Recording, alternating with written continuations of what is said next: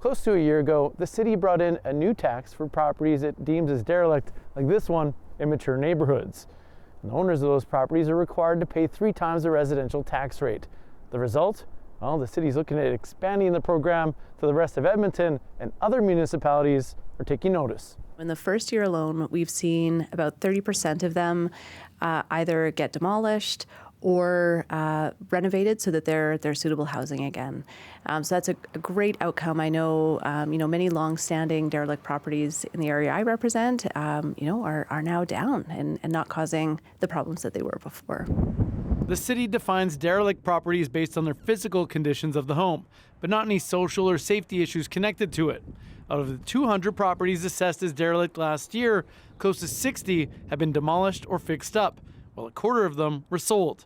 The city started with mature neighborhoods, but is looking at expanding. It is a fairly intensive process. Assessors need to go out to individual addresses, confirm that they do meet the derelict property tax category.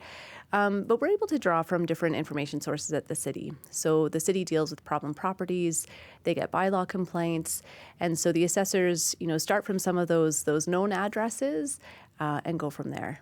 Christy Moran lives and works in the Alberta Avenue neighborhood. She says the impacts of the tax are already happening. What we're seeing is people actually pulling now new building permits, new housing coming in, and people wanting to stay longer. Like they're now saying, let's be here for a little bit longer than just a quick 2 or 3 years. Let's make it home. And when they actually see that there's new neighbors coming in that want to be here and want to improve their properties as opposed to them being properties of decay and neglect.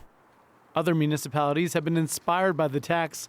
Wetaskiwin and Ponoka have started to set up their own rates. Travis McEwan, CBC News, Edmonton.